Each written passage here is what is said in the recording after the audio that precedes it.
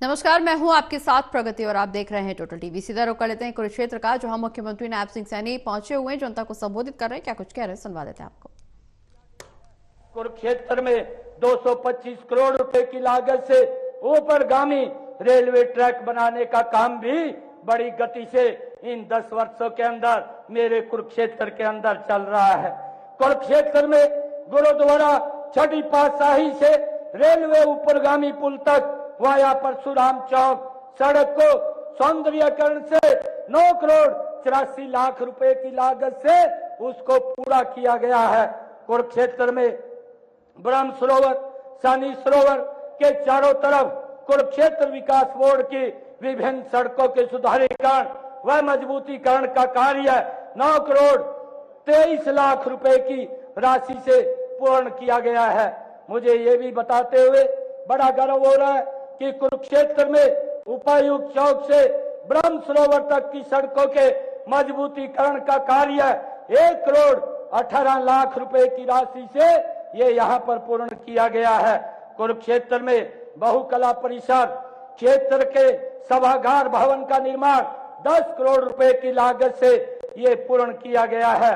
मुझे ये भी बताते हुए बड़ा गर्व हो रहा है कि लोकनायक जयप्रकाश नारायण अस्पताल में 100 बिस्तरीय अतिरिक्त भवन का निर्माण कार्य आरंभ किया गया है, जिस पर अभी तक 7 करोड़ रुपए की राशि खर्च की गई है।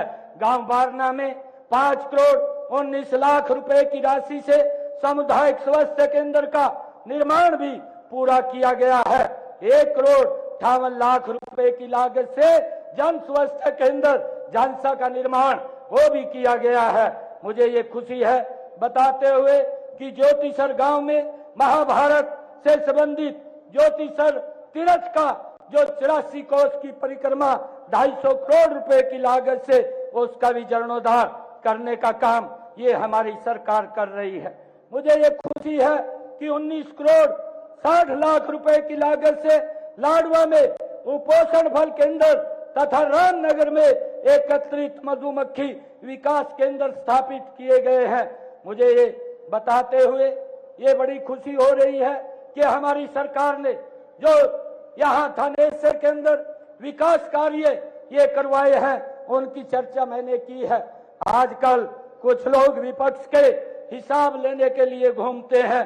मैं उनको ये बताना चाहता हूँ कि पिछले 10 वर्षों के अंदर हमारी सरकार ने मजबूती से इस प्रदेश और देश के अंदर आदरणीय नरेंद्र मोदी जी के साथ मिलकर के इसको आगे बढ़ाने का काम किया है। मुझे ये खुशी है आप लोगों को बताते हुए कि जो ये लोग हिसाब मांगते हुए घूम रहे हैं, मैं उनको बताना चाहता हूं कि हमारी सरकार ने आदरणीय प्रधानमंत्री जी ने एक बहुत ही लोकहित की योजना अग्निवीर योजना उसका शुभारंभ किया था और हरियाणा के अंदर हमने नौकरियों में उसको सीधी भर्ती के लिए 10% का आरक्षण देने का निर्णय ये हमारी सरकार ने किया है। और अग्निवीर को ग्रुप बी और सी में अधिकतम आयु में 3 वर्ष की छूट देने का भी प्रावधान उसके अंदर हमने किया है। अगर कोई हमारा अग्निवीर उद्योग लगाना चाहता है उसको 5 लाख रुपए का बिना ब्याज के ऋण उपलब्ध कराने का भी निर्णय हमारी सरकार ने लिया है। मित्रों, मैं आप लोगों के बीच में बताना चाहूंगा कि आदरणीय प्रधानमंत्री नरेंद्र मोदी जी ने प्रधानमंत्री सूर्य घर मुफ्त बिजली योजना के माध्यम से हर घर के ऊपर जिनकी आय 1,80,000 रुपए से कम है सोलर पैनल लगाने का निर्णय किया है। इसके ऊपर 1 लाख की सब्सिडी वो दी जा रही है, जिसके अंदर 60,000 रुपया केंद्र सरकार और 40,000 रुपया प्रदेश सरकार देने का काम करेगी, ताकि गरीब व्यक्ति का बिजली का बिल 0 हो जाए। उसको लेकर के हमारी सरकार ने ये कार्य किया है। हमने युवाओं के सपने को साकार करने के लिए 40,000 पद और भरने का निर्णय किया है। मुझे ये गर्व होता है आज आप लोगों के बीच में ये बताते हुए जो हरियाणा प्रदेश 2014 से पहले युवाओं का विश्वास खो चुका था, आम व्यक्ति का विश्वास खो चुका था, आज हमारी सरकार ने 10 वर्षों में युवाओं में एक बड़ा विश्वास बढ़ाने का काम किया है। मुझे बताते हुए आज आप लोगों के बीच में अब तक हमने हरियाणा में 1,41,000 युवाओं को बिना पर्ची और बिना खर्ची के रोजगार देने का काम ये पिछले 10 वर्षों में हमारी सरकार ने किया है। भाइयों, हमने क्रीमी लेयर की व्यवस्था को भी वो बढ़ाने का काम किया है। हमारी सरकार ने निर्णय किया है कि 6 लाख से 8 लाख रुपए उसको करने का निर्णय भी हमारी सरकार ने किया है। हमारी सरकार ने गरीब व्यक्ति को भाइयों एक हैप्पी कार्ड देने का काम हमारी सरकार ने किया है। जिनकी आय 1 लाख रुपए से कम है, ऐसे प्रदेश के 84 लाख लोग जिनको 1000 किलोमीटर तक वो फ्री में यात्रा कर सकेंगे, ये प्रावधान ये हमारी सरकार ने दिया है। भाइयों, मुझे ये भी खुशी है आप लोगों को बताते हुए कि आदरणीय मुख्यमंत्री शहरी आवास योजना के तहत हमने हरियाणा प्रदेश के 14 शहरों को चिन्हित किया और उनको 15,250 गरीब परिवारों को 30-30 गज का प्लाट भी सौंपने का काम ये हमारी सरकार ने किया है। भाइयों, मुझे ये खुशी है आप लोगों को बताते हुए कि हमारी सरकार ने जो पंचायतों के विकास कार्य करवाने के लिए लिमिट थी उसको भी बढ़ा करके 21 लाख रुपए करने का कार्य हमारी सरकार ने किया है। मुझे ये भी खुशी है कि सितंबर तक हर विधानसभा क्षेत्र में 10 करोड़ रुपए के विकास कार्यों को कराने का हमने टारगेट रखा है कि हम हर गांव के अंदर, हर विधानसभा क्षेत्र के अंदर 10-10 करोड़ रुपए के विकास कार्यों को पूर्ण करेंगे। मुझे ये भी आप लोगों के बीच में बताते हुए गर्व हो रहा है कि हमने पिछले दिनों गांव में जो SC/BC की चौपालें थी उनको भी 118 करोड़ रुपए दे करके उनके नवीनीकरण के लिए हमने उसको आगे बढ़ाने का काम किया है।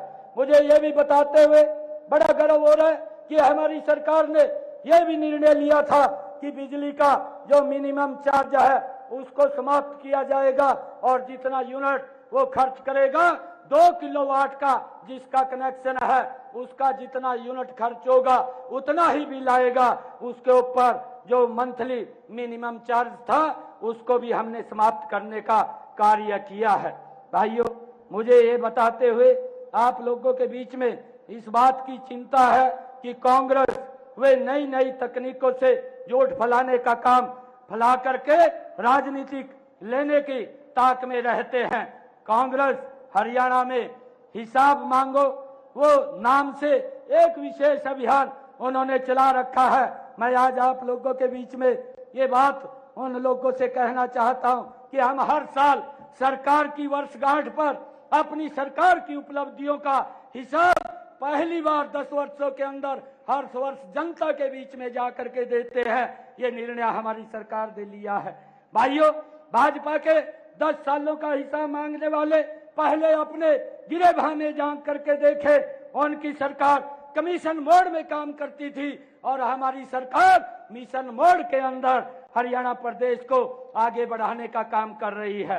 मैं उनके राज में भ्रष्टाचार चरम सीमा पर था, जिनकी बही फटी थी वो हिसाब मांगते घूम रहे हैं। किसानों की जमीन, जो लोग किसानों की जमीन कौड़ियों के भाव खरीद करके बिल्डरों को लाभ पहुंचाने वाले आज हमारा हिसाब मांग रहे हैं। CLU के नाम पर करोड़ों का घपला करने वाले आज हमारा हिसाब मांग रहे हैं। जात पात, क्षेत्रवाद, भाई भतीजावाद की राजनीति करने वाले आज हमारा हिसाब मांग रहे हैं। हमारा हिसाब तो हरियाणा का वो युवा देता है जिन्होंने बिना पर्ची बिना खर्ची के हरियाणा में नौकरी ली है, वो हमारा हिसाब देता है। हमारे कार्यकाल का हिसाब वो गरीब व्यक्ति दे रहा है जिसका इलाज 5 लाख रुपए में फ्री करने का कार्य हमारी सरकार ने किया है। हमारा हिसाब किसान दे रहा है जिसके खाते में प्रधानमंत्री फसल बीमा योजना, जिसके खाते में मुआवजे की राशि सीधी डायरेक्ट उसके खाते के अंदर पहुंच रही है। आज हमारा हिसाब वो दे रहा है। हमारा हिसाब वो बुजुर्ग दे रहे हैं जिनके घर बैठे हुए उनको किसी दफ्तर में चक्कर काटने की जरूरत नहीं है, घर बैठे ही पेंशन लग जाती है। वो बुजुर्ग हमारा हिसाब दे रहा है। कांग्रेस काल्पनिक आंकड़ों पर बेरोजगारी की ये झूठी बात करके प्रदेश के लोगों को गुमराह करने का काम ये करते हैं। परंतु भाइयों, कांग्रेस को ई गवर्नेंस से भी एलर्जी है। मैं जब देखता हूं कांग्रेस के नेताओं के पास बोलने के लिए तो कुछ नहीं होता, जब बोलने के लिए नहीं होता तो इस प्रकार का दुष्प्रचार करते हैं कि हम आएंगे, हम पोर्टल को खत्म कर देंगे। कांग्रेस को इसी गवर्नर से भी एलर्जी है, क्योंकि उनके भ्रष्टाचार के रास्ते इससे बंद हो रहे हैं। मैं उनके बयान से ही भ्रष्टाचार की जिस प्रकार से वो बयान देते हैं, उनके मुंह से ही भ्रष्टाचार की बू आती है। मैं कांग्रेस नहीं चाहती कि लोगों को घर बैठे ही सरकारी सेवाओं का लाभ मिले, इसलिए कांग्रेस लगातार पोर्टल विरोधी बयान दे रही है। कांग्रेस की संस्कृति वो घोटालों की संस्कृति रहा है। कांग्रेस का आरोप है कि हमने चुनावी वादे पूरे नहीं किए। मैं आज उन लोगों को एक बात कहना चाहता हूं कि आपने पिछले 10 वर्ष हरियाणा प्रदेश और देश के अंदर शासन किया। आप अपने जो मैनिफेस्टो के अंदर बातें कही थी वो भी हरियाणा प्रदेश के लोगों के सामने सार्वजनिक करने का काम करें। हम भी जो हमने मैनिफेस्टो के अंदर कहा था उसको पूरा करने का काम 10 वर्षों में हमारी सरकार ने किया है। हम उसका हिसाब भी पूरा का पूरा देने के लिए तैयार हैं। कांग्रेस हम पर किसानों की अनदेखी का आरोप लगाती है। उन्होंने किसानों की हजारों एकड़ भूमि अधिग्रहण करके पूंजीपतियों को देने का काम ये कांग्रेस ने किया। हमने किसानों की 1 इंच भूमि भी अधिग्रहण नहीं की। ये हमारी सरकार की पारदर्शिता है। भाइयों, मैं आप लोगों के बीच में आज एक बात कहना चाहूंगा कि हमारी सरकार पिछले लगभग 10 वर्षों के अंदर एक मिशन मोड के अंदर काम कर रही है। आदरणीय नरेंद्र मोदी जी, आदरणीय डबल इंजन की सरकार के अंदर हम लगातार विकास कार्यों को आगे बढ़ा रहे हैं। हम आप लोगों से मैं ये अपील करना चाहूंगा कि हम सब एक मुश्त खड़े होकर के ऐसे लोगों के जो झूठ फैलाने का काम करते हैं उनका जवाब देने का काम करेंगे। आज हरियाणा प्रदेश के अंदर एक वातावरण इस डबल इंजन सरकार के प्रति आदरणीय नरेंद्र मोदी जी जब तीसरी बार शपथ लेते हैं तो हरियाणा के लोगों के अंदर भी इस बात का भाव है कि हरियाणा में भी ये डबल इंजन की सरकार तीसरी बार बनेगी और हरियाणा प्रदेश के विकास की गति को और गति से आगे बढ़ाने का काम करेगी। मुझे ये खुशी है कि आज आप लोगों के बीच में जब इस थानेश्वर की मैं जनसभा के बीच में आप लोगों के बीच में आया हूं और हरियाणा प्रदेश के अंदर हमारी सरकार लगातार हर रोज कोई ना कोई निर्णय वो ले रही है। मैंने कुरुक्षेत्र के अंदर जो पिछले 10 वर्षों में काम किए हैं उनके बारे में भी बताया है। हरियाणा प्रदेश के अंदर भी जो हमारी सरकार ने बिना भेदभाव, बिना भाई भतीजावाद, भाइयों विकास कार्यों को किया है उसकी भी चर्चा आज हर हरियाणा वासी करता है। मुझे इस बात की बड़ी खुशी है।